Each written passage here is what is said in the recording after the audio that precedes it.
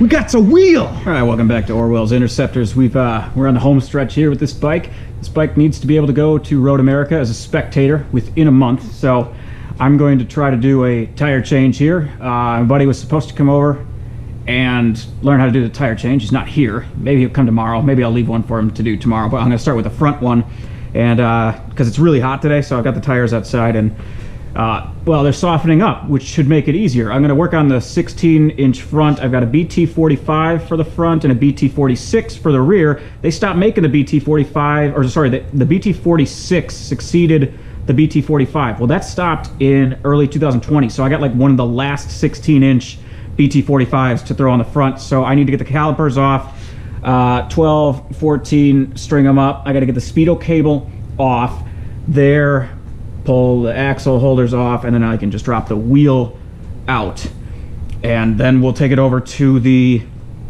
bead breaker, maybe get the tire off pretty easily, hopefully, and then I actually have a new method I'm going to try. I just saw something on YouTube about using Gorilla Tape. I'm going to try it to see if it's easier than spooning a tire on.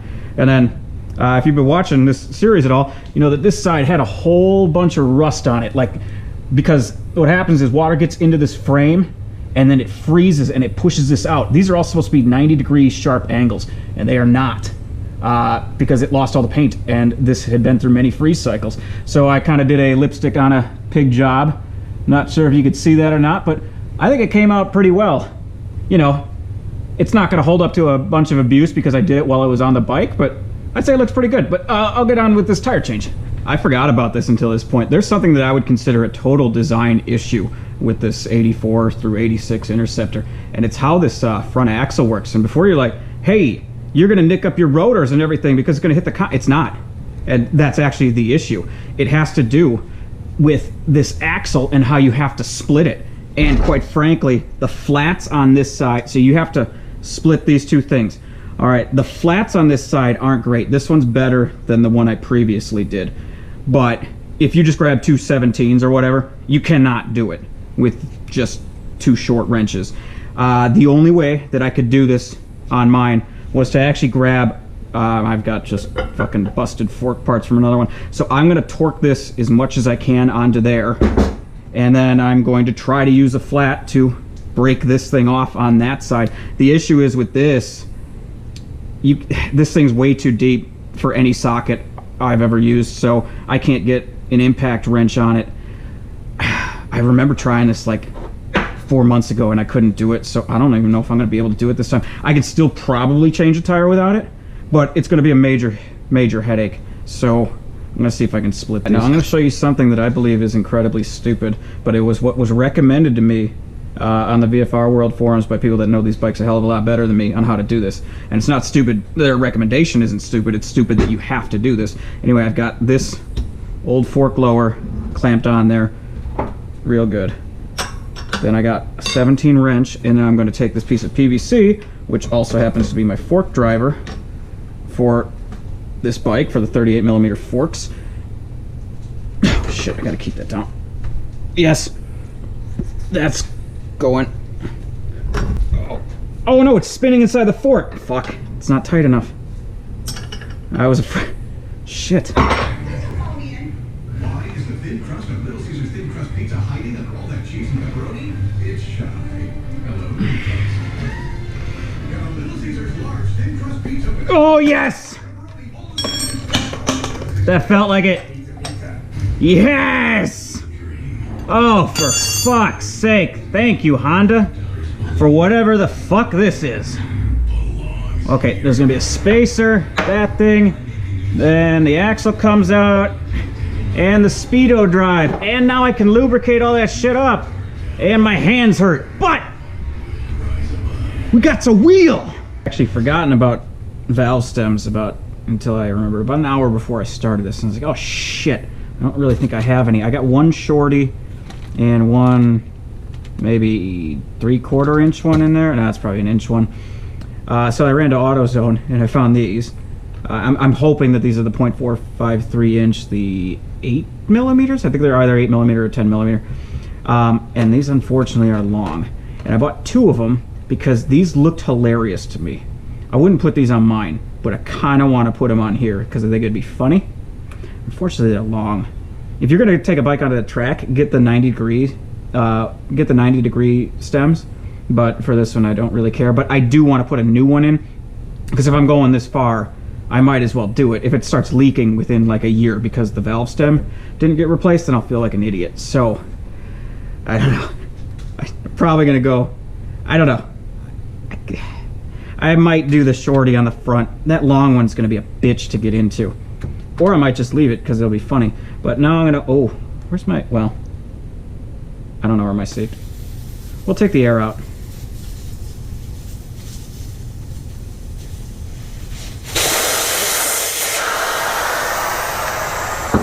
Okay, let's see if we can get this tire off of this wheel. Got the Harbor Freight put back into the floor.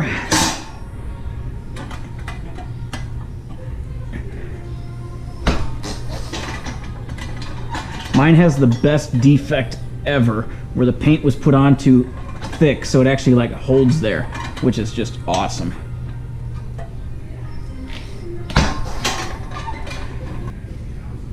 I'll be honest, I kind of forgot how to do this because it's been a while.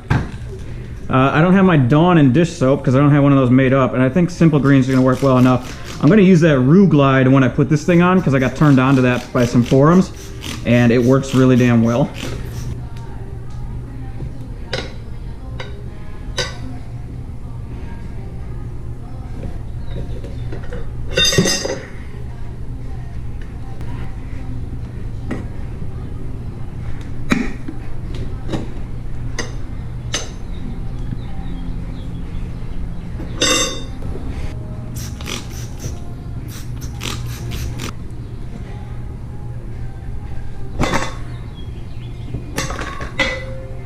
There, what do you think about that? Not a great job, but a job nonetheless. No! It may seem like an unnecessary step, but if I'm in this far, I want to clean up the bead, and whatever, I saw it in a video, whatever this thing is from Harbor Freight, this thing cleans up beads super nice. Like I had a leak on my winter tires on the Focus, and I thought it was a valve stem, and it wasn't. It was because the bead just wasn't clean, and this thing cleans it up like nobody's business. Yeah, I just decided to get medieval on the thing. Got the valve stem out. I've also decided I'm leaving my mark on this fucking bike. I'm putting the goofy one in.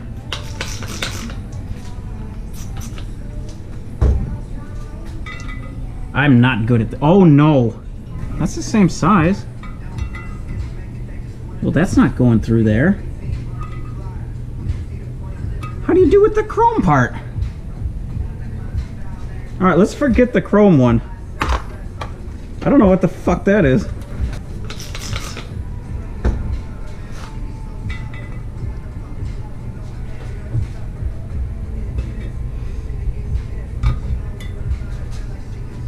That was the easiest I've ever done that.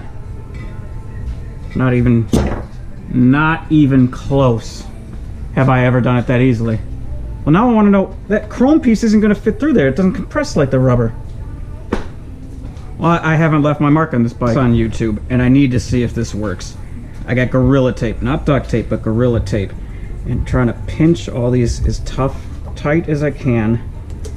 I'll take the Gorilla Tape and split it in half. I gotta link the video of the guy that did this because he's fucking hilarious. Somebody in the comments on one of my videos recommended it to me. And I gotta put it in the description of this thing, even if this doesn't work, because it's just lovely to watch. All right, so I put some markings on the wheel, so I know, on the tire and the wheel, so I know which way the direction of travel is. One thing I'm confused about is that a lot of times they mark the lightest or the heaviest spot of a tire with a marking. Right on the opposite side, on this side, is this one. So is this the heaviest part of the tire? Or is this the heaviest part of the tire? I don't know. I am gonna guess this looks more defined. I'm gonna guess this is the heaviest part of the tire. And I have my wheel weight right there, so I'm gonna go opposite of it. That way, I've got this. This is on the right side because the speedometer's on the other. Wow, this might work. I'm gonna find out. I don't have a lot of I don't have a ton of faith that this is gonna work, but I am gonna try the Gorilla Tape method, because if it does work, that's just gonna be hilarious. And then I just gotta cut the Gorilla Tape out and make sure I get all of it, and then I can balance the wheel. I have no idea if this is gonna work though. No. I'm not buying it. How did that guy do it?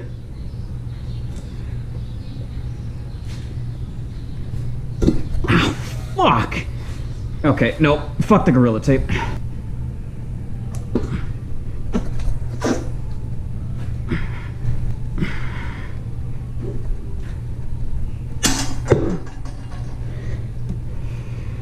Okay. Oh, fuck, I thought I had it. Eesh.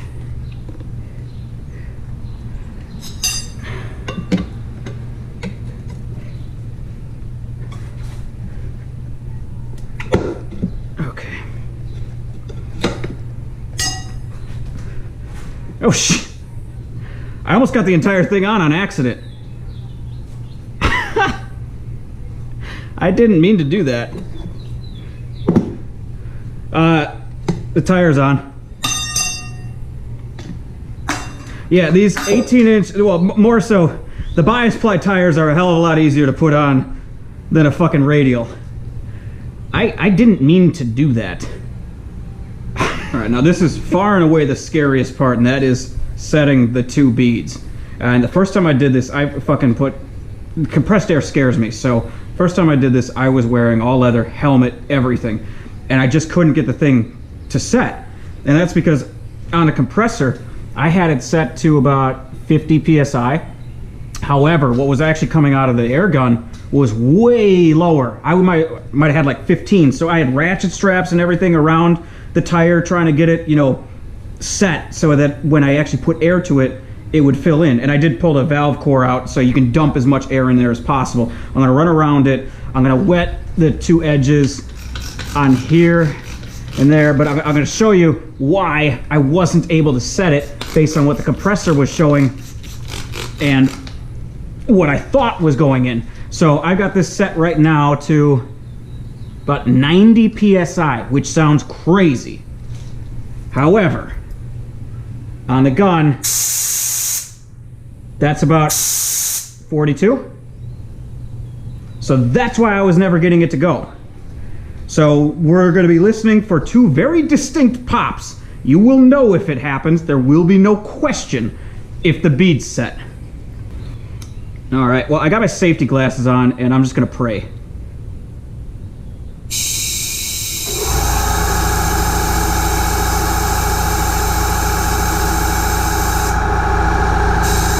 Nope.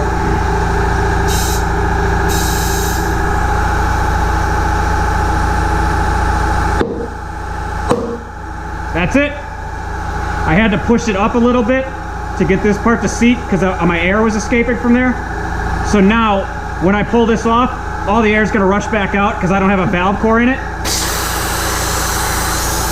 I'll be able to reinstall the valve core, and I'll be able to put some air into it correctly. I'll run around to see, once I've got it filled back up to about 36 PSI, go around it, see if I have any bubbles.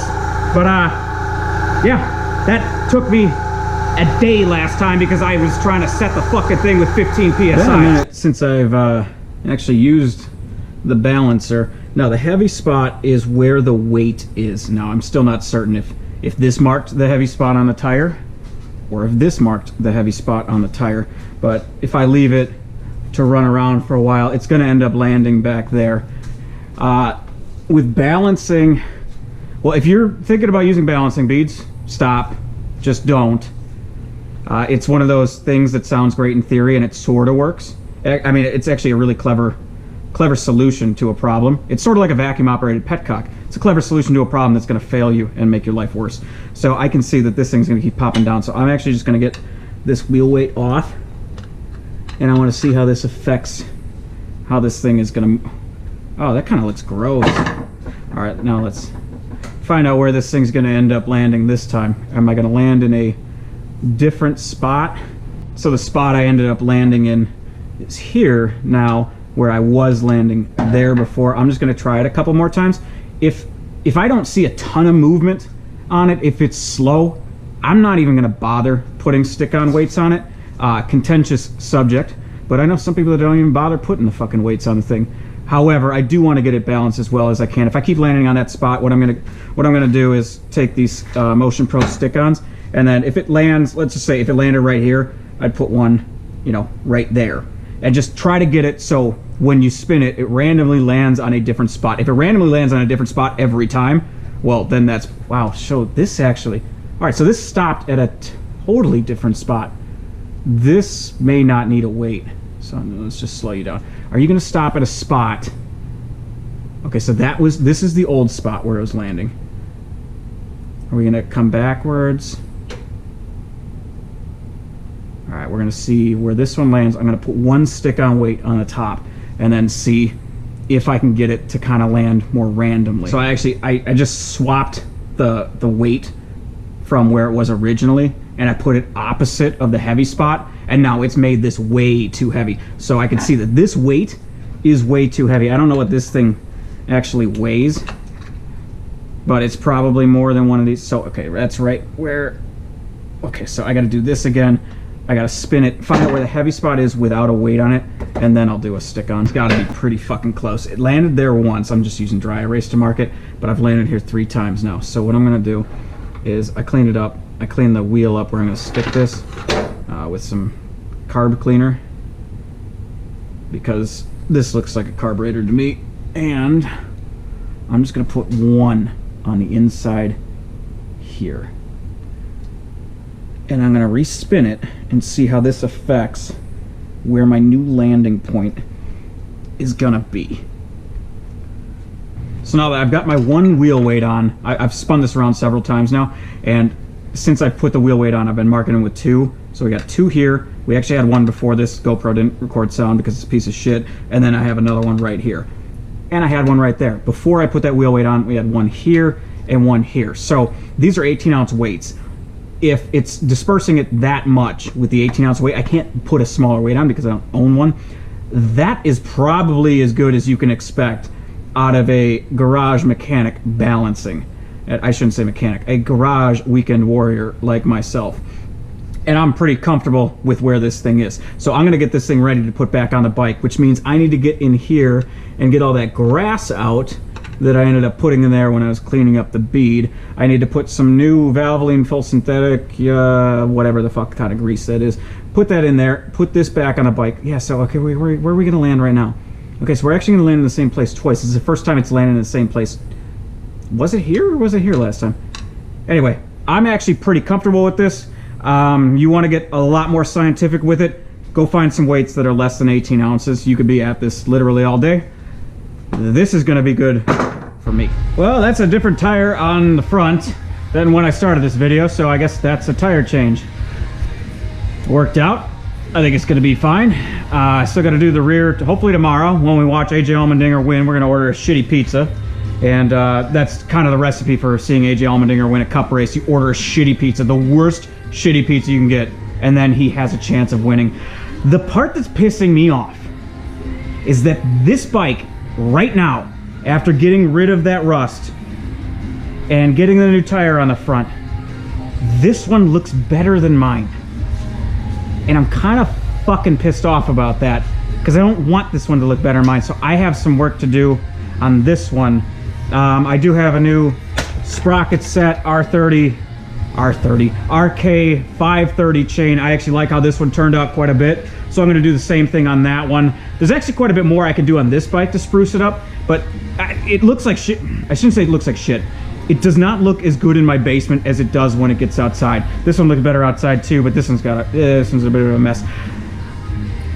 This one's starting to look pretty good for a fucking basement restoration by somebody that doesn't know shit about shit. This one's starting to look pretty good. You watch this far. Thanks for watching.